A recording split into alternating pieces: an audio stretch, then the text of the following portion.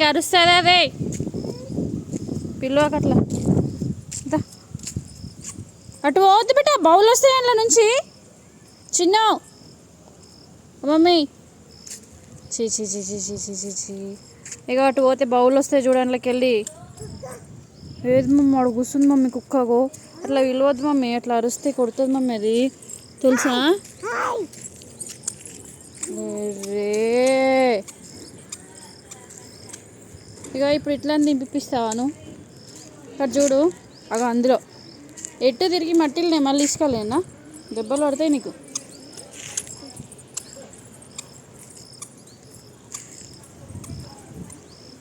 ఛీ